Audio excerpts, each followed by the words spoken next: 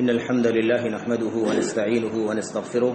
ونعوذ بالله من شرور أنفسنا وسيئات أعمالنا من يهده الله فلا مضل له ومن يضلل فلا هادي له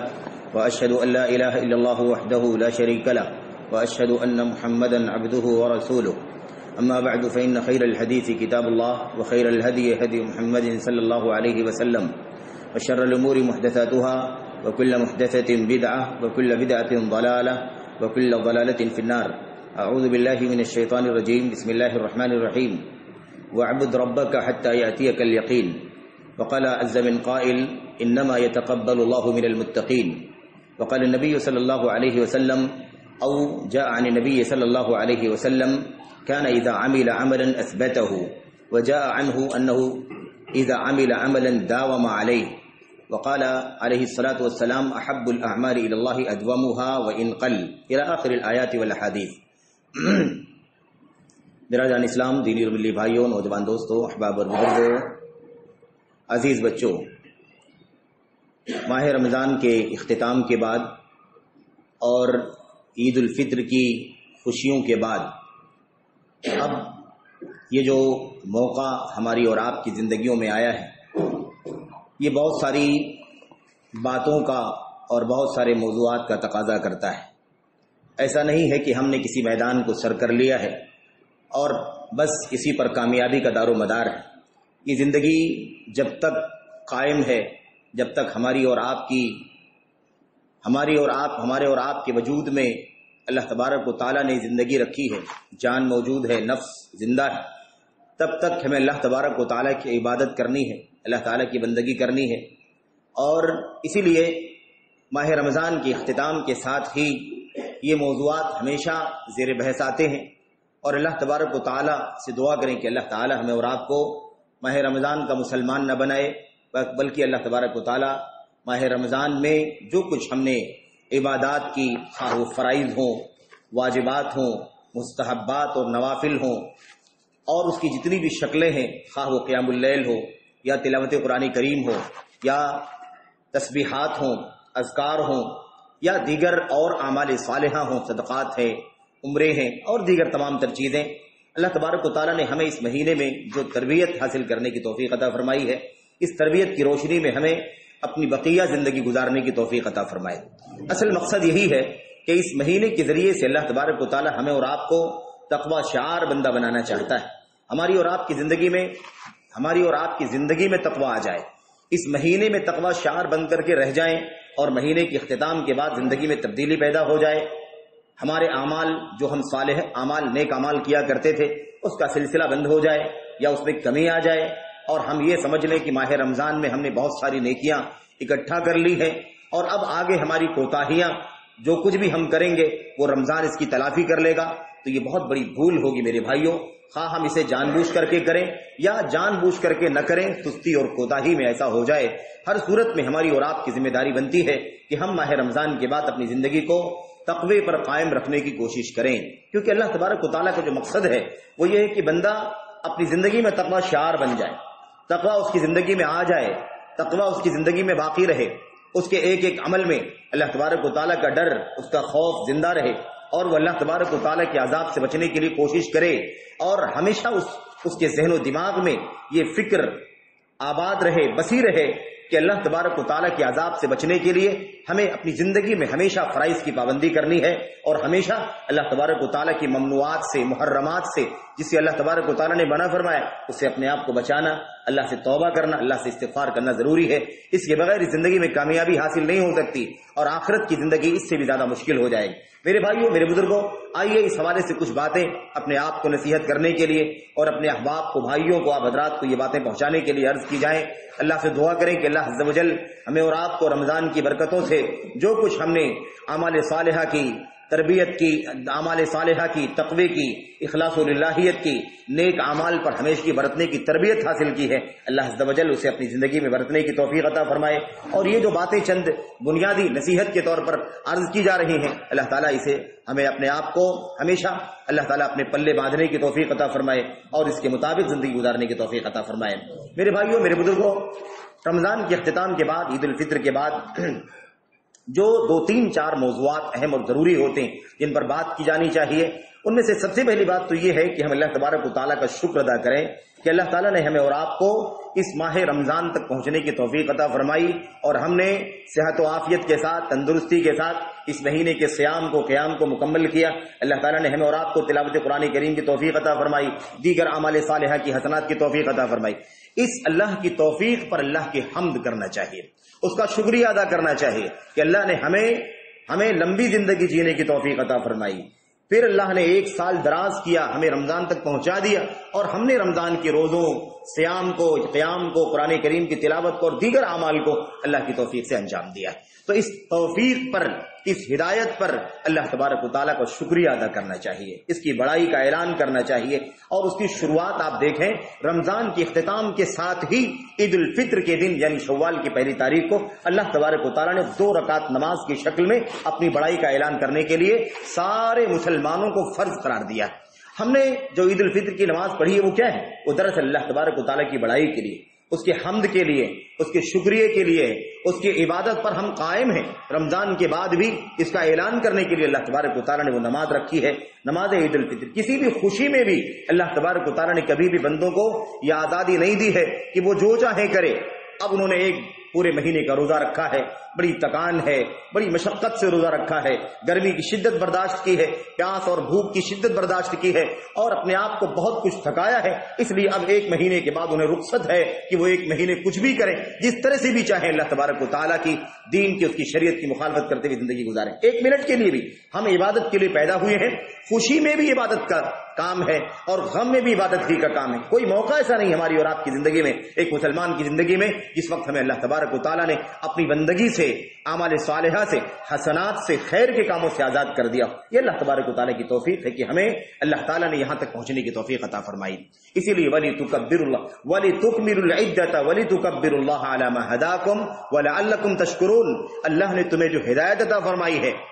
اس ہدایت پر اللہ تبارک و تعالیٰ کی کبریائی بیان کرو، اس کی بڑائی بیان کرو، اس کی عظمت کا اعلان کرو، اس کی بڑائی کا اعلان کرو، اور اللہ تبارک و تعالیٰ کا شکریہ ادا کرو۔ یہ ہماری ذمہ داری۔ پہلا کام یہ ہوتا ہے کہ اللہ سے توفیق مانگے کہ اللہ تعالیٰ ہم نے اللہ کا شکریہ ادا کریں، اللہ سے توفیق مانگے کہ اللہ تعالیٰ ہمیں اور آپ کو پھر ماہ رمضان تک پہنچنے کی توفیق عطا فرما، اور یہ جو سال ہے پورا، اس سال کو عبادت میں استقامت کے ساتھ اور اعمال صالحہ کے ساتھ گزارنے کی توفیق عطا فرما۔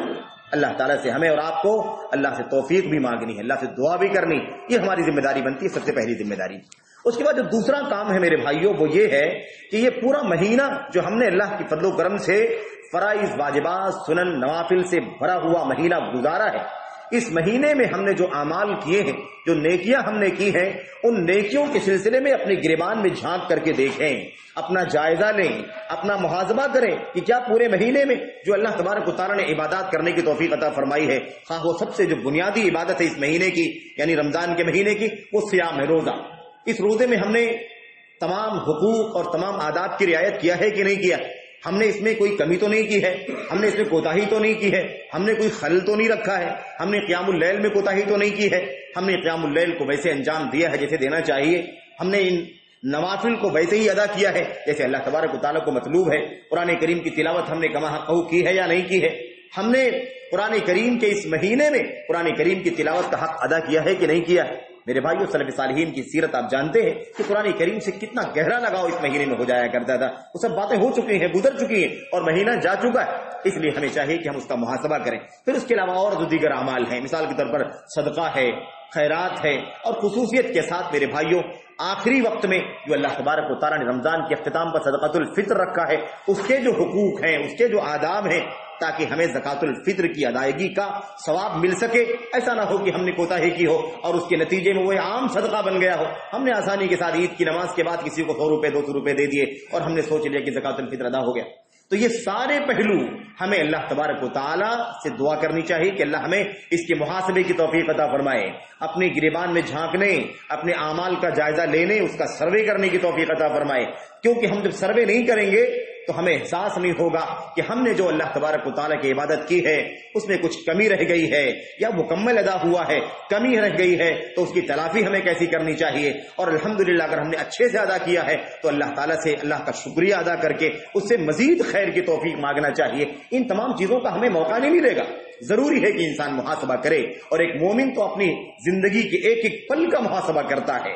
ایک ایک پل کا محاسبہ کرتا ہے، ایک ایک گھڑی کا محاسبہ کرتا ہے، اور یہ اس کی ذمہ داری ہے، کیونکہ ہم مسلمان ہیں، مومن ہیں، ہمارا ایمان ہے کہ زندگی ہمیشہ ہمیشہ کے لیے نہیں ہے، یہ زندگی ختم ہو جائے گی، ہماری موت ہوگی، ہمیں اللہ تبارک و تعالیٰ پھر زندہ کرے گا، اللہ تبارک و تعالیٰ حشر میں جمع کرے گا، اور اس کے بعد اللہ تعالیٰ ہم سے اور آپ سے سوال کرے گا، پوچھے گا، اور ہمارے حساب و کتاب کے بعد جو ہمارا انجام بنے گا ہمیں جنت جہنم میں داخل کرے گا۔ ہمارا ایمان ہے آخرت کا، تو ہم کیسے کسی کام کو کر کے یوں ہی چھوڑ سکتے ہیں، اس کی فکر نہ کریں کہ وہ اچھے سے ہوا یا نہیں ہوا۔ اور یہ سلف صالحین کا طریقہ تھا میرے بھائی، سلف امت کا طریقہ تھا کہ وہ اپنے اعمال کا محاسبہ کیا کرتے تھے، اپنا جائزہ لیا کرتے تھے، اعمال صالحہ اچھی طرح انجام پائے یا نہیں پائے، نیکیاں اچھی طرح سے انجام پائیں یا نہیں پائیں، اللہ کے فرائض و واجبات اچھی طرح ادا ہو سکے یا نہیں ہو سکے، اس میں کوتاہیاں ہیں تو اللہ تبارک و تعالیٰ سے معافی مانگنا ہے، اللہ سے اس کی تلافی کرنی ہے، نیک اعمال کے ذریعے سے اللہ تبارک و تعالیٰ کی طرف سے کہ اعمال میں اللہ تبارک و تعالیٰ کی بندگی میں جو کوتاہیاں ہوئی ہیں ان اعمال کی تلافی کے لیے اللہ تبارک و تعالیٰ سے توفیق مانگنا ہے، اور اس کی کوشش کرنی ہے کہ اس کی بھرپائی ہو جائے۔ تو یہ ساری باتیں ہماری زندگی میں ہونی چاہیے، محاسبے کی، یہ سب ہم دیکھیں۔ اس کے بعد جو سب سے اہم مسئلہ ہے میرے بھائیوں وہ یہ ہے کہ ہم یہ سوچیں کہ یہ ہماری اتنی ساری نیکیاں، ہم نے اس کے لیے اپنے کام کاج کو بھی آگے پیچھے کیا، ہم نے اپنی جاب میں بھی غیر حاضری کی، ہم نے اپنے کاروبار میں بھی کمی بیشی کی، ہم نے کوشش کی کہ اللہ تبارک و تعالیٰ اس مہینے کے روزے نہ چھوٹنے پائیں، اس کا قیام نہ چھوٹنے پائے، قرآن کی تلاوت اچھی طرح ہو جائے، صدقات و خیرات ہم کر سکیں، اچھی طرح سے یہ مہینہ گزرے، تو یہ نیکیاں جو ہم نے کی ہیں کہ اللہ تبارک و تعالیٰ کی بارگاہ میں قبولیت پا سکی یا نہیں پا سکی، قبول بھی ہوئی کہ نہیں ہوئی۔ ایسا نہ ہو جائے کہ ہم نے پانی چلا دیا، وہ ہمارے کھیت میں گیا یا کسی اور کے کھیت میں چلا گیا، ایسا نہیں ہونا چاہیے میرے بھائیوں۔ ایک مسلمان کا چونکہ ایمان ہے، اس کا عقیدہ ہے کہ ایک ایک ذرے کا اللہ تبارک و تعالیٰ اچھا ہو یا برا ہمیں اس کا بدلہ دے گا، ان شرن فشر و ان خیرن فخیر، اگر برا ہوگا تو برا بدلہ ملے گا، اور اگر اچھا ہوگا، خیر ہوگا، نیکی کا کام ہوگا تو اس کا نیک بدلہ ملے گا۔ تو ہمیں اس بات کی فکر ہونی چاہیے کہ ہم نے اتنی محنت کی ہے ایک مہینے میں، اللہ تبارک و تعالیٰ کی توفیق سے جو بھی ہمیں توفیق ملی، ہم نے اعمال صالحہ انجام دیے، وہ نیکیاں اللہ تبارک و تعالیٰ کی بارگاہ میں قبولیت پا سکی یا نہیں پا سکی۔ اور ایسا نہیں ہے کہ ہم نے کچھ بھی کر دیا ہے تو اللہ تعالیٰ قبول فرما لے گا۔ اللہ تبارک و تعالیٰ کے ہاں قبولیت کا ایک معیار ہے، قبولیت کے لیے کنڈیشنز ہیں، قبولیت کے لیے شرطیں، جب تک وہ شرطیں نہیں پائی جائیں گی اللہ تبارک و تعالیٰ قبول نہیں فرمائے۔ اللہ تبارک و تعالیٰ کے ہاں اعمال صالحہ کی قبولیت کے لیے بڑی کڑی شرطیں لگائی ہوئی، ان شرطوں کا پورا ہونا ضروری ہے، ان جذبات کا، ان احساسات کا پایا جانا ضروری ہے، تب جا کر کے اللہ تبارک و تعالیٰ کے ہاں ہماری کوئی نیکی اور ہمارا کوئی عمل قبولیت کا درجہ پا سکتا ہے۔ قرآن کریم میں اللہ تبارک و تعالیٰ فرماتا ہے میرے بھائیوں، انما يتقبل اللہ من المتقین، حقیقت میں اللہ تبارک و تعالیٰ متقیوں کے نیکیاں ہی قبول فرماتا ہے۔ انما یہ لفظ حصر کے لیے ہے عربی زبان میں، صرف اور صرف کے معنی میں ہے، یہ یقیناً صرف اور صرف یتقبل اللہ من المتقین، اللہ تبارک و تعالیٰ قبول فرماتا ہے متقیوں سے، متقیوں کی عبادتیں اللہ تبارک و تعالیٰ قبول فرماتا ہے۔ اگر انسان کی زندگی میں تقویٰ نہیں ہے تو اعمال وہ جو بھی کرے گا اللہ کی بارگاہ میں قبول نہیں ہوں گے۔ اور آپ دیکھیں کہ اس مہینے کے اندر اللہ تبارک و تعالیٰ نے سب سے بنیادی عبادت کیا رکھی ہے؟ روزہ رکھا، کتب علیکم الصیام، اور اخیر میں اللہ نے کیا فرمایا؟ لعلکم تتقون، تاکہ تم تقوی شعار بن جاؤ۔ تو رمضان کے اس مہینے کا اور اس روزے کا جو مقصد اللہ نے بیان فرمایا وہ تقوی ہے، اور تقوی شعاروں کی عبادت کو اللہ تعالیٰ قبول فرماتا ہے، تقوی شعاروں کے اعمال اللہ تعالیٰ قبول فرماتا ہے۔ تو متقی بن جائیں گے تو اللہ تعالیٰ قبول فرمائے گا۔ رمضان متقی بنانے کے لیے آیا ہے، اور تقوی زندگی میں اگر آیا ہے تو اللہ تبارک و تعالیٰ کی ہماری نیکیاں قبول ہو جائیں گی۔ اب ہمیں یہ بھی دیکھنا ہے کہ جو مقصد رمضان تھا، جو مقصد صیام تھا، تقوی کا حصول، وہ ہماری زندگی میں آیا کہ نہیں آیا، اور اگر آیا ہے تو انشاءاللہ رمضان کی ساری نیکیاں بھی اللہ تبارک و تعالیٰ کی بارگاہ میں قبولیت پا چکی ہیں۔ اور اگر ایسا نہیں ہوا ہے تو اس کا مطلب یہ ہے کہ ہماری زندگی میں تقوی نہیں آیا، اور ہماری نیکیاں جو ہم نے بڑی محنت سے کی ہیں، ہم نے راتوں کو جاگا ہے، ہماری اپنی نیندوں کو قربان کیا ہے، میرے بھائیوں ہم نے اپنے آپ کو تھکایا ہے، گھنٹوں کھڑے رہ کر کے ہم نے قیام اللیل کیا ہے پورے مہینے کے اندر، لیکن اس کے باوجود بھی ہماری نیکیاں اللہ تبارک و تعالیٰ کی بارگاہ میں قبولیت کا درجہ نہیں پا سکی۔ تو تقوی ضروری ہے، انما یتقبل اللہ من المتقین۔ اسی لیے میرے بھائیوں، حضرت فضالہ ابن عبید اور دیگر بہت سارے خیر بطور مثال ہم نے نام لیا، بہت سارے سلف تابعین کہتے ہیں اپنے اساتذہ کے بارے میں، یعنی صحابہ کرام کے بارے میں، کہ ہمارے جو اساتذہ تھے صحابہ کرام، ان کا معاملہ یہ تھا کانوا یتقنون العمل، اعمال کو بڑی پختگی سے انجام دیا کرتے تھے، یعنی ایگزیکٹ ادا کیا کرتے تھے، پورے اہتمام کے ساتھ، پوری مضبوطی کے ساتھ ادا کیا کرتے تھے، اور جیسے ہی وہ کام ختم ہوتا تھا انہیں دوسری فکر پکڑ لیتی تھی کہ یہ قبول ہوا کہ نہیں ہوا۔ پہلی فکر اعمال صالحہ ویسے انجام پائیں جیسے اللہ تبارک و تعالیٰ کو مطلوب ہیں، ساری شرطوں کے ساتھ، ساری قیود اور سارے حدود کے ساتھ، سارے آداب کے ساتھ اسے انجام دیتے تھے، اور اس کے بعد جب وہ عمل انجام پا جاتا تھا تو پھر انہیں فکر دامنگیر ہوتی تھی کہ اللہ تبارک و تعالیٰ کے یہاں قبول ہوا یا نہیں ہوا۔ تو دونوں چیزیں ضروری ہیں، ہمیں اعمال کو اچھی طرح کرنے کے بعد قبولیت کی فکر ہونی چاہیے۔ اگر ہم نے کوتاہیاں کی ہیں تو آپ بتائیے کہ ہمیں قبولیت کی کتنی زیادہ فکر ہونی چاہیے۔ اگر ہم نے مکمل اعمال کیے، مکمل کوئی کمی نہیں کی ہے، کوئی کوتاہی نہیں کی ہے، پورے اہتمام کے ساتھ ہم نے اعمال صالحہ انجام دیے، کیا ہے ہم نے، تو ہمیں کیا کرنا چاہیے؟ قبولیت کی فکر کرنی چاہیے۔ لیکن اگر ہمارے اعمال میں کوتاہیاں بھی ہیں، ہم نے روزے کی حالت میں گالی بھی دی ہے، ہم نے جھوٹ بھی بولا ہے، ہم نے خیانت بھی کی ہے، ہم نے اور بھی دیگر شہوت کے کام کیے ہیں، ہم نے اور بہت ساری کوتاہیاں کی ہیں اپنے روزے کے اندر، تو آپ بتائیے کہ پھر ہمیں اس عمل کی قبولیت کی فکر کتنی زیادہ کرنی چاہیے، کیونکہ اس میں کوتاہیاں بھی ہم نے کر رکھی۔ میرے بھائیوں، سلف صالحین کا طریقہ یہ تھا، طریقہ تھا اعمال صالحہ کی اچھی طرح سے انجام دہی، اور اس کے بعد اس کی قبولیت کی فکر ہونی چاہیے۔ آپ جانتے ہیں اللہ تبارک و تعالیٰ نے قرآن کریم کے اندر فرمایا والذین یؤتون ما آتوا وقلوبهم وجلہ انہم الی ربہم راجعون اولئک یسارعون فی الخیرات وہم لہا سابقون۔ اللہ تبارک و تعالیٰ نے ان دونوں آیتوں میں کیا فرمایا؟ وہ لوگ جو اللہ تبارک و تعالیٰ کی راہ میں اللہ کی طرف سے عطا کیا ہوا مال خرچ کرتے ہیں، اور اس کے بعد ان کے دل میں اس بات کا ڈر رہتا ہے کہ ہمیں اللہ کے پاس پلٹ کر کے جانا ہے، ہم نے اللہ کی راہ میں مال خرچ کیا ہے، وہ عمل قبول ہوا یا نہیں ہوا، وہ نیکی قبول ہوئی یا نہیں ہوئی، ہمیں اللہ کی طرف پلٹ کر کے جانا ہے، اس کا حساب دینا ہے۔ اولئک یسارعون فی الخیرات، ایسے ہی لوگ نیکیوں میں سبقت کرنے والے ہیں، بڑھ چڑھ کر کے حصہ لینے والے ہیں، وہم لہا سابقون، اور وہ سب سے آگے رہنے والے ہیں۔ یہ ان دونوں آیتوں میں اللہ تبارک و تعالیٰ نے نیک عمل کرنے والوں کا تذکرہ فرمایا کہ نیک عمل کرتے ہیں، اور نیک عمل کرنے کے بعد ان کے دل میں ڈر رہتا ہے کہ وہ عمل قبول ہوا یا نہیں قبول ہوا، ایسے ہی لوگ تعریف کرتے ہوئے اللہ فرماتا ہے ایسے ہی لوگ نیکی میں آگے بڑھنے والے ہیں، سبقت کرنے والے ہیں، تیزی سے بھلائیوں کی طرف آگے بڑھنے والے لوگ۔ ان دونوں آیتوں کو پڑھ کر کے ام المؤمنین عائشہ صدیقہ رضی اللہ تعالی عنہا نے نبی رحمت صلی اللہ علیہ وسلم سے پوچھا، اے اللہ کے نبی صلی اللہ علیہ وسلم بتائیے کہ یہ کن لوگوں کے بارے میں اللہ تعالیٰ فرماتا ہے کہ وہ نیک اعمال بھی کرتے ہیں، اللہ کی رضا کے لیے مال بھی خرچ کرتے ہیں، اور یہی معاملہ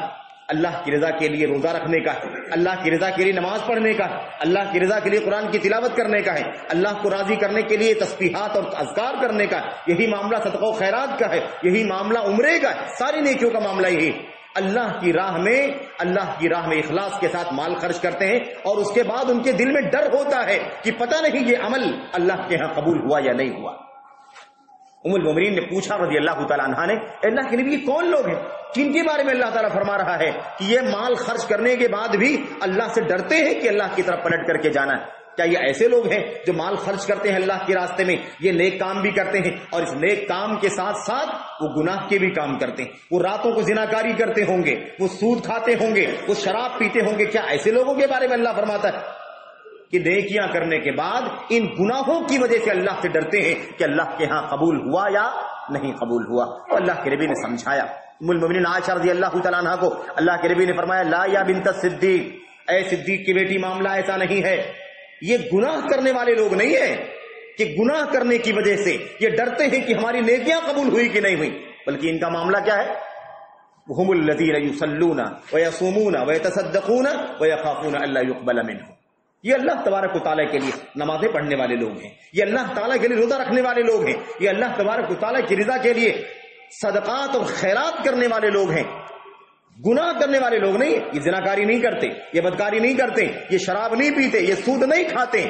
نیکیاں کرتے ہیں اور اس کے باوجود اللہ سے ڈرتے ہیں کہ اللہ تعالیٰ نے ہماری نیکیاں قبول فرمائی ہیں یا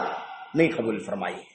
تو اللہ تبارک و تعالیٰ نے ایسے لوگوں کی تعریف فرمائی کہ ایسے لوگ بڑھ چڑھ کے حصہ لیتے نیکی کے کام میں۔ تو مسلمان کا کام یہ ہے کہ نیکیاں بھی اچھی طرح سے کرے، گناہوں سے اپنے آپ کو بچائے اور پھر اللہ تبارک و تعالیٰ سے ڈرے کہ پتہ نہیں اللہ کی بارگاہ میں یہ ہماری نیکیاں قبول ہو گئی ہے یا نہیں قبول ہوئی۔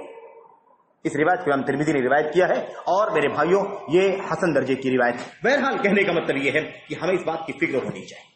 فکر ہونی چاہیے کہ ہماری نیکی قبول ہوئی یا نہیں قبول ہوئی۔ قبولیت کی شرطیں پوری کرنی چاہیے۔ قبولیت کے لیے کیا شرطیں؟ قبولیت کے لیے دو تو بڑی بنیادی شرطیں، دو شرطیں نہایت بنیادی ہیں۔ وہ کیا ہے؟ ایک شرط ہے بندے کا ایمان و عقیدہ بالکل کھرا ہونا چاہیے، خالص ہونا چاہیے، کسی بھی طرح کا شرک، کسی طرح کی ریاکاری، کسی طرح کا دکھاوا، کسی طرح کا نام و نمود ہرگز نہیں ہونا چاہیے۔ محض ہماری نیکی اللہ کی راضی کرنے کے لیے، اللہ کو خوش کرنے کے لیے ہونی چاہیے، اللہ تبارک و تعالیٰ کے لیے ہونی چاہیے، اللہ تبارک و تعالیٰ کے لیے ہونی چاہیے۔ اس کا معنی یہ ہے کہ اس کا ایک ذرہ بھی کسی اور کے لیے نہیں ہونا چاہیے، نہ پورا کسی اور کے لیے، نہ اس کا کوئی جز اللہ تبارک و تعالیٰ کے سوا کسی اور کے لیے، صرف اور صرف یخلصون، اخلاص کے ساتھ اللہ تبارک و تعالیٰ کے لیے اعمال انجام پانا چاہیے، توحید کے ساتھ اللہ تبارک و تعالیٰ کا اللہ تعالیٰ کے ایک ہونے کا عقیدہ، کسی طرح کا کوئی شرک نہیں ہو، کسی طرح کی کوئی بدعقیدگی نہ ہو، کوئی انحراف نہ ہو، کسی طرح کا کوئی شائبہ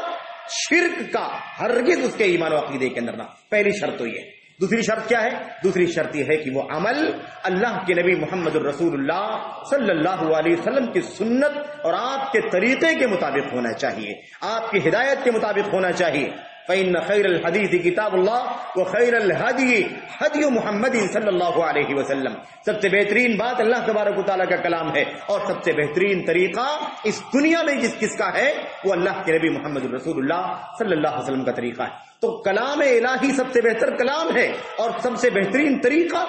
اللہ کے نبی محمد الرسول اللہ صلی اللہ علیہ وسلم کا طریقہ ہے۔ اسی لیے میرے بھائیوں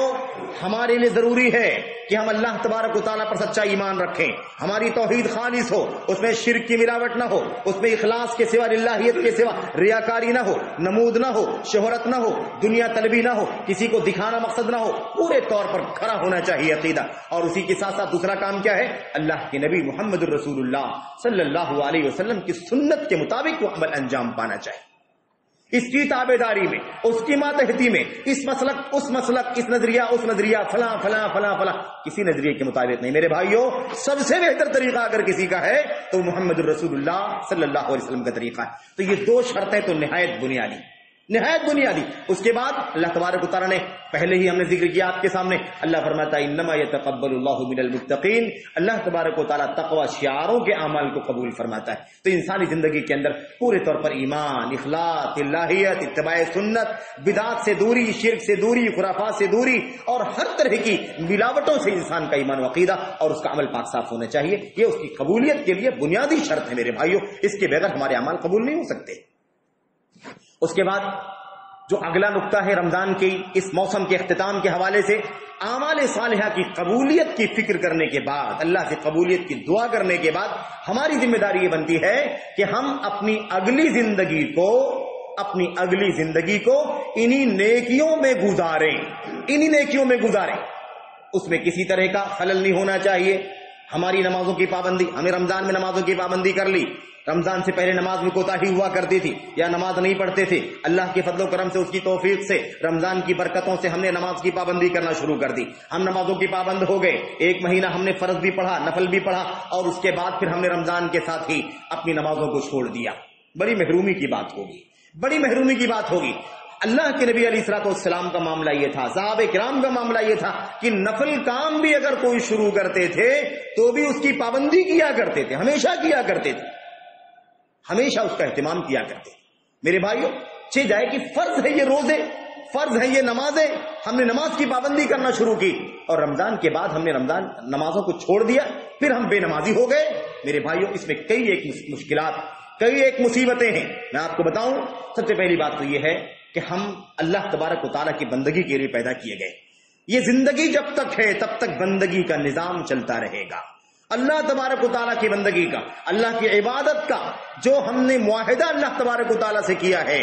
اس پر ہمیں قائم رہنا ضروری۔ وَاعْبُدْ رَبَّكَ حَتَّىٰ يَأْتِيَكَ الْيَقِينُ، اپنے رب کی عبادت کرتے رہیے کرتے رہیے کرتے رہیے یہاں تک کہ آپ کو موت آ جائے، مرتے دم تک، زندگی کی آخری سانس تک، جس حالت میں بھی ہم ہیں ہمیں چاہیے کہ اللہ تبارک و تعالیٰ کی عبادت اور اللہ کی بندگی کا سلسلہ بند نہ کریں، ہمیشہ عبادت کرتے رہیں۔ آپ دیکھیں میرے بھائیوں، اللہ کے نبی محمد رسول اللہ صلی اللہ علیہ وسلم کی زندگی کا کیا عالم، صحابہ کرام کی زندگی کا کیا عالم تھا۔ اگر کھڑے ہونے کی طاقت نہیں ہے تو بیٹھ کر کے، بیٹھنے کی طاقت نہیں ہے تو لیٹ کر کے، لیٹ کر کے بھی اگر بولنے کی طاقت نہیں ہے تو اشاروں سے پہلو کی حالت میں اللہ تبارک و تعالیٰ کے لیے نماز ادا کیا کرتے تھے آخری دم تک، اس میں کوتاہی نہیں ہونی چاہیے۔ وَاعْبُدْ رَبَّكَ حَتَّىٰ يَأْتِيَكَ الْيَقِينُ، موت آنے تک، یقین کے معنی موت کے ہیں، قرآن کریم کی تفسیر میں موجود ہیں، جہاں چاہے دیکھ سکتے ہیں۔ اللہ تبارک و تعالیٰ جب تک زندہ رکھے اللہ کی بندگی ہونی چاہیے، اللہ کی عبادت ہونی چاہیے، یہ طریقہ ہے۔ اور آپ اللہ کے کلام کی آیتوں پر غور کریں تو آپ کو بات سمجھ میں آئے گی کہ سیزن کا مسلمان نہیں ہونا، رمضان کا مسلمان، رمضان کا نمازی، رمضان میں قرآن کی تلاوت کرنے والا، رمضان میں صدقات و خیرات کرنے والا، ایسا مسلمان نہیں ہوتا ہے۔ یہ اصل اسلام نہیں، یہ انداز مسلمان ہی نہیں ہے میرے بھائیوں کہ ہم سیزن اور موسم میں مسلمان بن جائیں۔ سیزن اور موسم میں ایک مہینے کے لیے نماز کی پابندی کرنے لگیں، قرآن کی تلاوت کرنے لگیں اور صدقات و خیرات کرنے لگیں، تسبیحات اور اذکار کرنے لگیں، اپنی وضاقتہ کو، اپنے چہرے کو سندر بنا لیں، اس کے بعد جیسے رمضان ختم ہو اور ہم اپنی پہلی روش پر آ جائیں۔ یہ مسلمانوں کا، اسلام کا انداز نہیں ہے میرے بھائیوں۔ یہ سب سے بڑا مسئلہ ہے ہماری اور آپ کی زندگی کا۔ میں آپ کو بتاؤں، آپ دیکھیں اللہ تبارک و تعالیٰ کے کلام کی آیتوں پر غور کریں۔ اللہ فرماتا ہے والذین هم علی صلاتهم علی صلواتهم دائمون، علی صلاۃ یحافظون اور دائمون۔ اللہ نے فرمایا ایمان والے سچے وہ ہیں، قد افلح المؤمنون، ایمان لانے والے کامیاب ہو گئے، الذین هم فی صلاتهم خاشعون، جو اپنی نمازوں میں خشوع کرنے والے۔ اللہ نے آگے کیا فرمایا؟ وہ مسلمان کامیاب ہیں، وہ ایمان والے کامیابی سے ہمکنار ہونے والے جو ہمیشہ اپنی نمازوں کی پابندی کرنے والے، جو اپنی نمازوں پر ہمیشگی برتنے والے، جو اپنی نمازوں کی پابندی کرنے والے، اس کی حفاظت کرنے والے، اس کی محافظت کرنے والے۔ تو نماز کے بارے میں اللہ نے فرمایا، اور اللہ نے کیا فرمایا؟ فَاعْبُدْهُ وَاصْطَبِرْ لِعِبَادَتِهِ، اپنے نبی کو اللہ تعالیٰ نے حکم دیتے ہوئے فرمایا اللہ کی عبادت کیجئے اور اللہ کی عبادت پر جمے رہیے۔ نبی کو حکم دیا جا رہا ہے،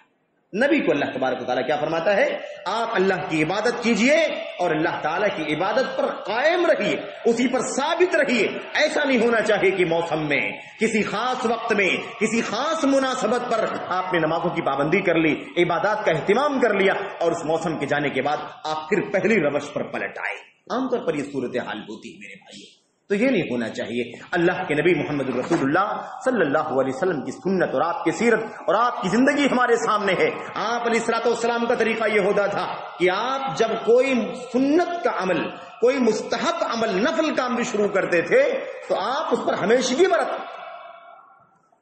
اللہ کے نبی صلی اللہ علیہ وسلم کے عمل کے بارے میں، آپ کے اعمال کے بارے میں، آپ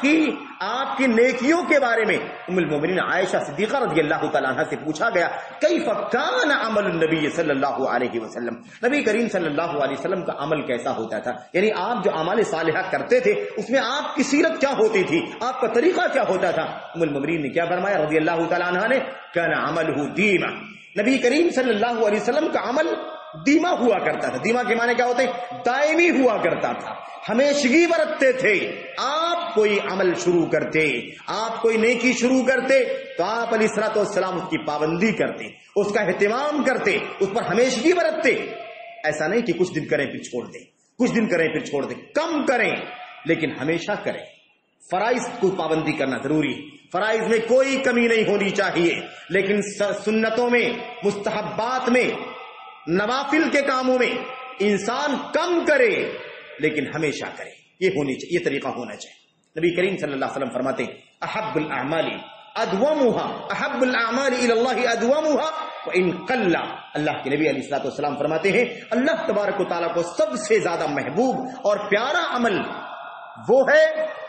جو ہمیشہ کیا جائے چاہے تھوڑا ہی کیوں نہ ہو۔ آج ہم نے رمضان میں ایسا ممکن ہے کسی بھائی نے 1 پارہ ڈیلی تلاوت کیا ہو، کسی نے 2 پارہ تلاوت کیا ہو، کسی نے 3 کیا ہو، کسی نے آدھا پارہ تلاوت کیا ہو، کسی نے قرآن میں رمضان میں 2 قرآن ختم کیا ہو، کسی نے 3 مرتبہ ختم کیا ہو، کسی نے 1 مرتبہ۔ ضروری نہیں ہے میرے بھائیوں کہ آپ 3 قرآن ختم کریں ہر مہینے میں، کوئی حرج کی بات نہیں۔ آپ سے جتنا ہو سکے آپ 1 صفحہ ڈیلی پڑھیے، 2 صفحہ ڈیلی پڑھیے، جو اللہ آپ کو توفیق دے پڑھیے، لیکن ہمیشہ پڑھیے۔ آپ کی زندگی میں ہمیشہ قرآن کریم کی تلاوت ہونی چاہیے۔ ہم نے 8 رکعت کا مستقل اہتمام کیا ہے الحمدللہ،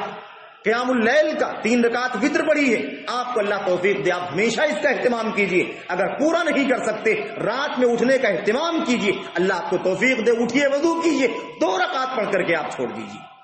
4 رکعت پڑھ کر کے آپ چھوڑ دیجئے، لیکن آپ اس کا اہتمام کیجئے۔ آپ تسبیحات کرتے تھے، آپ نے گھنٹوں بیٹھ کے تسبیحات کی ہیں، کوئی بات نہیں ہے، آپ کی زبان جتنا ممکن ہو اتنا اللہ تبارک و تعالیٰ کے ذکر میں تر رہے۔ تو لمبا عمل سیزن کے لیے ہو یہ اللہ کو پسند نہیں ہے، اللہ کو تھوڑا عمل ہو لیکن ہمیشہ کیا جائے، ایسا عمل اللہ تبارک و تعالیٰ کو پسند ہے،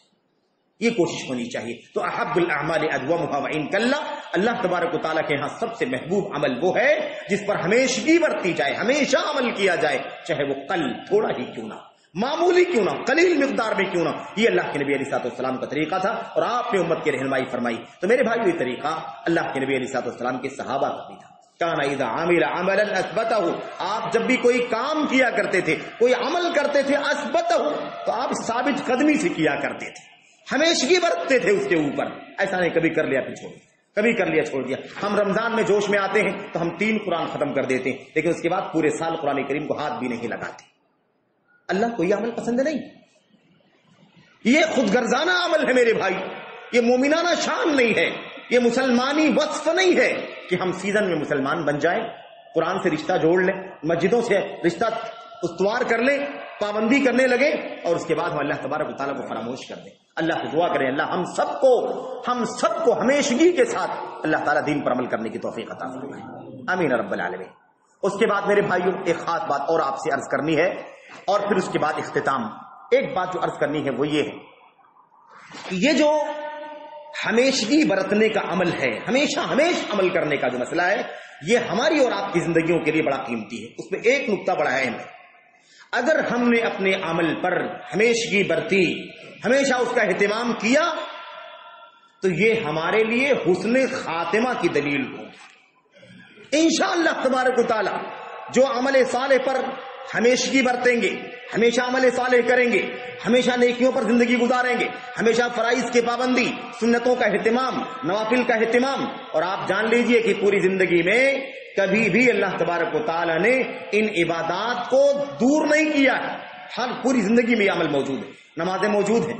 فرائض کے علاوہ نفل موجود ہے، روزے فرض کے علاوہ نفل موجود ہیں، تسبیحات موجود ہیں، قرآن کریم کی تلاوت موجود ہے، صدقات و خیرات کی نیکی موجود ہے، عمرے کا عمل موجود ہے، ساری نیکیاں موجود ہیں انسانی زندگی کے اندر، رمضان کے علاوہ بھی۔ اور ابھی شوال لگا، اللہ کے نبی علیہ السلام کی سنت موجود ہے، من صام رمضان واتبعه ستا من شوال كان كصيام الدهر۔ اللہ کے نبی نے فرمایا جس نے رمضان کا روزہ رکھا اور اس کے بعد شوال میں 6 روزے رکھ لیے، اس نے، اس آدمی کو پوری زندگی روزہ رکھنے کا ثواب ملے گا، پوری زندگی، کیونکہ ایک عمل کا ثواب کم سے کم 10 گنا ملتا ہے، تو 30 روزوں کا تو 300 گنا مل گیا ہے کہ نہیں، اور 6 روزے اگر ہم رکھیں گے تو 60 اور مل جائے گا۔ امام نووی رحمۃ اللہ علیہ فرماتے ہیں یہی معنی ہے اللہ کے نبی علیہ السلام کی حدیث کا کہ جس نے رمضان کے 30 روزے رکھے، 29 روزے رکھے ایک مہینہ، اور 6 روزے شوال کے رکھ لیے، اسے ہمیشہ روزہ رکھنے کا ثواب ملے گا، یعنی اتنے کا 1 سال کا ثواب ملے گا۔ یہی کام ہر سال آدمی کرے گا، ہر سال آدمی کرے گا تو اسے ہر سال بھر کا ثواب ملے گا۔ اس طرح سے انسان کی زندگی، مسلمان کی پوری زندگی انشاءاللہ تبارک و تعالی روزے دار کی حالت میں گزرے گی، یہ اس کا معنی ہے۔ تو اللہ تبارک و تعالیٰ نے کبھی بھی نیکیوں کو ہماری زندگی سے الگ نہیں کیا ہے، یہ نیکیاں جو ہم نے رمضان میں کی ہیں وہ پورے سال کسی نہ کسی حیثیت سے موجود ہیں۔ ہم اگر ان نیکیوں کی پابندی کریں گے، اس پر ہمیشگی برتیں گے، اس کا ہمیشہ اہتمام کریں گے، ہمیشہ مسلمان بن کر کی زندگی گزاریں گے، تو انشاءاللہ تبارک و تعالیٰ ہمارا خاتمہ بہتر ہوگا، ہماری موت بہتر ہوگی، ہماری موت آئے گی تو انشاءاللہ تبارک و تعالیٰ بہتر موت آئے گی۔ حسن خاتمہ کی دلیل ہے۔ ایک حدیث اللہ کے نبی علیہ السلام کی پیش کرتا ہوں اور اس کے بعد بات آگے بڑھاتا ہوں۔ اللہ کے نبی محمد رسول اللہ صلی اللہ علیہ وسلم نے فرمایا ان اللہ تبارک و تعالی اذا اراد بعبد خیرا استعملہ۔ اللہ کے نبی نے فرمایا صلی اللہ علیہ وسلم نے، اللہ تبارک و تعالی جب اپنے کسی بندے کے ساتھ بھلائی کرنا چاہتا ہے، جب اللہ اپنے کسی بندے کا بھلا چاہتا ہے، کسی کے ساتھ خیر کا ارادہ کرتا ہے، بھلائی کا ارادہ کرتا ہے، اس کی زندگی اور آخرت کو بہتر بنانا چاہتا ہے، استعملہ، اسے کام میں لگا دیتا ہے، اسے استعمال کرتا ہے، یعنی اسے عمل میں لگا دیتا ہے، ہمیشہ عمل پر وہ لگا رہتا ہے، ہمیشہ نماز کے عمل پر لگا ہوا ہے، روزے کے عمل پر لگا ہوا ہے، ہمیشہ قرآن کی تلاوت کرتا ہے، ہمیشہ تسبیحات اور اذکار کرتا ہے، ہمیشہ اللہ تبارک و تعالیٰ کی راہ میں مال خرچ کرتا ہے، ہمیشہ اعمال صالحہ کی جتنی شکلیں ہیں، جتنی قسمیں، سب کرتا رہتا ہے۔ یہ اللہ تبارک و تعالیٰ کرتا ہے اس آدمی کے ساتھ جس کے ساتھ اللہ بھلائی کا ارادہ کرنا چاہتا ہے۔ اللہ کے نبی علیہ الصلوۃ والسلام نے سے صحابہ کرام نے پوچھا، اے اللہ کے نبی، استعمال کرتا ہے، عمل میں لگا دیتا ہے، اس کا کیا معنی ہے؟ اللہ کے نبی نے فرمایا صلی اللہ علیہ وسلم نے، اللہ تبارک و تعالیٰ اسے ہمیشہ اعمال صالحہ پر قائم رہنے کی توفیق دیتا ہے اور اسی پر قائم رہتا ہے، یہاں تک کہ اللہ تبارک و تعالیٰ اسے جنت کا مستحق بنا دیتا ہے۔ تو ہمیشگی کا عمل یہ انسان کے حسن خاتمہ کی دلیل ہے، حسن خاتمہ کی پہچان ہے، حسن خاتمے کا راستہ ہے۔ یہ ہمیں چاہیے کہ اپنی زندگی نیکیوں کے ساتھ گزاریں۔ میرے بھائیو، مسلمان سیزن کا نہیں ہونا چاہیے، رمضان کا مسلمان، یہ مہینہ رمضان کا، رمضان اللہ تبارک و تعالیٰ کا مہینہ، شعبان بھی اللہ ہی کا ہے، شوال بھی اللہ کا ہے، سارے مہینے اللہ کے ہیں۔ ساری زندگی بندگی میں گزرنی چاہیے، ساری زندگی اللہ تبارک و تعالیٰ کی عبادت میں گزرنی چاہیے، کیونکہ ہماری اور آپ کی پیدائش اللہ تبارک و تعالیٰ نے اپنی بندگی کے لیے فرمائی ہے۔ اس کے بعد میرے بھائیو، اللہ تبارک و تعالیٰ اس مہینے کی برکتوں سے، اللہ تبارک و تعالیٰ اس مہینے کی برکتوں سے، اور اس میں جو اللہ تعالیٰ حالات کو سازگار کر دیتا ہے، جنت کے دروازے کھول دینا، بند نہ کرنا، جہنم کے دروازے بند کر دینا، نہ کھولنا، اور بڑے بڑے شیاطین کو قید کر دینا، اور فرشتوں کا اعلان کرنا، اے نیکی کرنے والے آگے بڑھ، اے برائی کرنے والے پیچھے ہٹ۔ اس اعلان کے ساتھ اللہ تبارک و تعالیٰ جنت کی طرف آنے کا راستہ، نیکی کی طرف آنے کا راستہ، توحید قبول کر لینے کا راستہ، سنت مان لینے کا راستہ، اللہ تبارک و تعالیٰ کے سچے دین، اللہ کی کتاب قرآن کریم پر آ جانے کا راستہ، اور سنت رسول صلی اللہ علیہ وسلم کو گلے لگا لینے کا راستہ الحمدللہ آسان کر دیتا ہے۔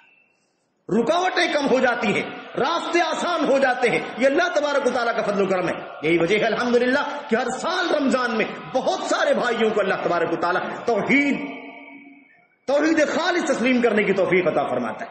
اللہ تبارک و تعالیٰ بہت سارے اپنے بندگان کو سنت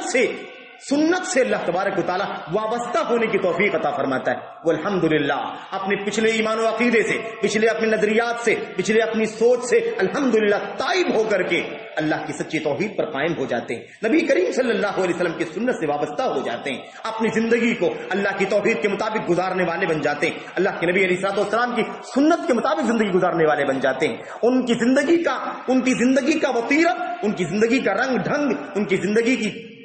چھاپ جو ہوتی ہے وہ اللہ کی کتاب، اللہ کے نبی علیہ الصلوۃ والسلام کی سنت اور امت کے سلف صالحین، صحابہ، تابعین، تبع تابعین، خیر القرون کے فہم اور منہج کے مطابق ان کی زندگی گزرنے لگتی۔ اللہ تبارک و تعالیٰ سے دعا کریں کہ اللہ تعالیٰ ہمارے ایسے بھائیوں کو استقامت کی توفیق عطا فرمائے، اللہ تعالیٰ انہیں ہمیشہ اللہ کی توحید پر قائم رہنے کی توفیق عطا فرمائے، سنت کا گرویدہ بننے کی توفیق عطا فرمائے۔ اور اللہ تبارک و تعالیٰ سے دعا کرتے ہیں کہ اللہ تعالیٰ انہیں اللہ کی توحید کے سلسلے میں، اللہ کے نبی علیہ الصلوۃ والسلام کی سنت کے سلسلے میں بہت ہی یکسوئی کے ساتھ، بہت ہی زیادہ دلچسپی اور شوق کے ساتھ اللہ تعالیٰ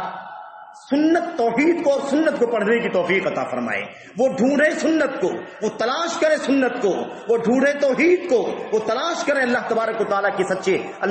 تعالیٰ کی بابا سچے عقیدت، یہ ان کی ذمہ داری بنتی ہے۔ میرے بھائیوں، آئیے میں آپ سے عرض کرنا چاہتا ہوں کہ میرے بھائیوں، جنہیں اللہ تبارک و تعالیٰ رمضان کے اندر، رمضان کے مہینے میں اللہ نے اپنے فضل و کرم سے اور اس ماہ رمضان کی برکتوں سے توحید و سنت سے وابستہ ہونے کی توفیق عطا فرمائی ہے، انہیں اللہ تعالیٰ توحید اور سنت پر چلنے کی توفیق عطا فرمائے، آئیے بتانا چاہتا ہوں میں کہ توحید باری تعالی انسانی زندگی میں سب سے بڑی نعمت ہے. اس سے بڑی نعمت نہیں ہے, اس سے بڑی دولت نہیں ہے. انسان کتنی بھی مشکلات کی زندگی گزارتا ہو, اگر اسے اللہ تبارک و تعالیٰ نے توحید خالص کی توفیق عطا فرمائی ہے تو اس کے پاس دنیا کی سب سے بڑی دولت موجود ہے, سب سے بڑا سرمایہ موجود ہے. اس سے بڑی نعمت میں وہ نہیں ہو سکتا جتنی نعمت اللہ تبارک و تعالیٰ نے اسے عطا فرمائی. اور اس کے بعد اسی کے ساتھ ساتھ زندگی میں آخرت میں کامیابی کے لیے محمد الرسول اللہ صلی اللہ علیہ وسلم کی سنت, آپ کا طریقہ, آپ کا ہدی, آپ کی سیرت اور آپ کی زندگی, یہ سب سے بنیادی چیز ہے. اگر کامیابی کا راستہ اگر دنیا میں کوئی ہے تو اللہ کے نبی علیہ الصلوۃ والسلام کی سنت کا راستہ ہے. کل امتی یدخلون الجنت الا من ابا, ساری امت کے لوگ جنت میں داخل ہوں گے سوائے اس کے جو جنت میں نہیں جانا چاہتا ہو,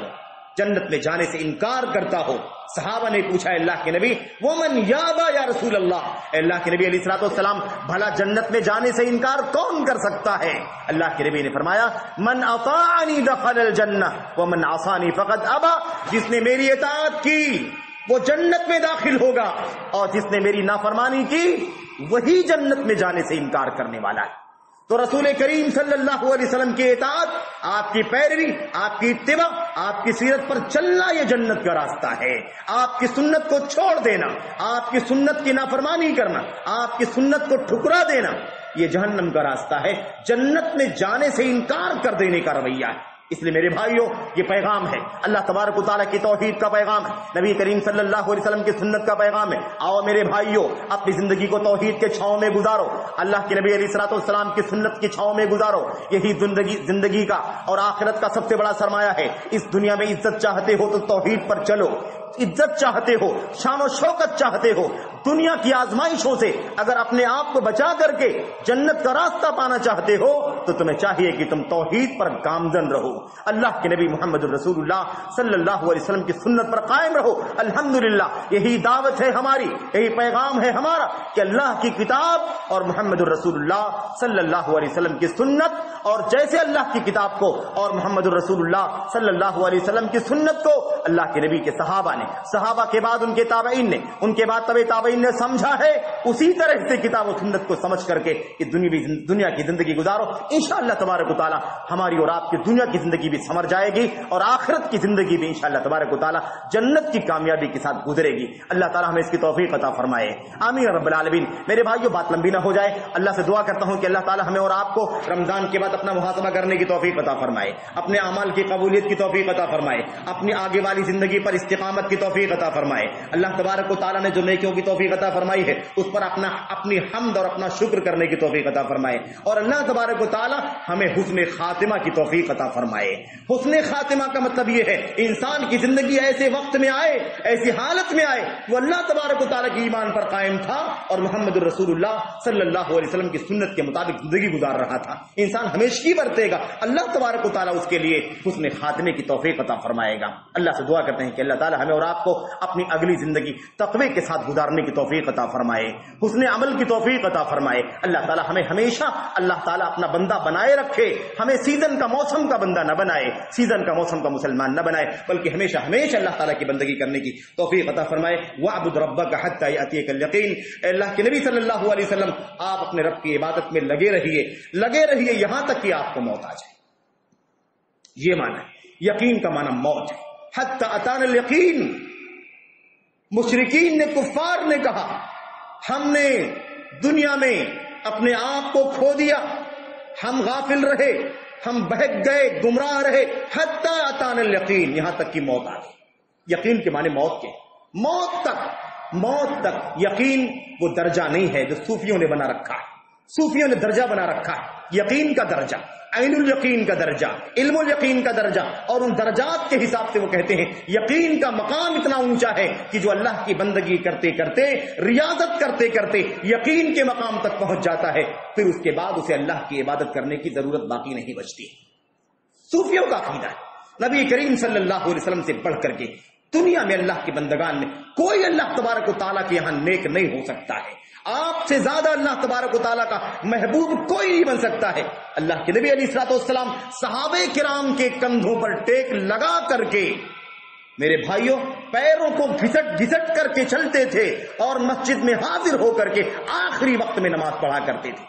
آپ کی عبادت، آپ کی بندگی کون نہیں جانتا ہے؟ آپ علیہ الصلوۃ والسلام نے بھی یہ نہیں کہا میں اتنا بڑا عبادت گزار بن چکا ہوں کہ یقین کے مقام تک پہنچ چکا ہوں، اس لیے مجھے اب نماز پڑھنے کی ضرورت نہیں ہے۔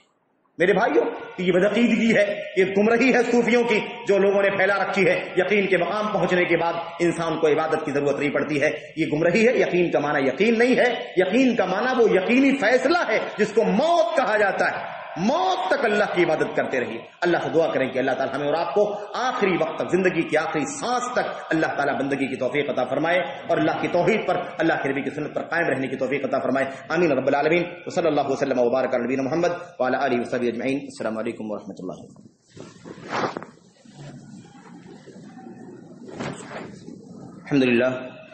الحمد لله نحمده ونستعينه ونستغفره اللهم صل على محمد وعلى ال محمد كما صليت على ابراهيم وعلى ال ابراهيم انك حميد مجيد اللهم بارك على محمد وعلى ال محمد كما باركت على ابراهيم وعلى ال ابراهيم في العالمين انك حميد مجيد سبحان ربك رب العزة عما يصفون والسلام على المرسلين والحمد لله رب العالمين۔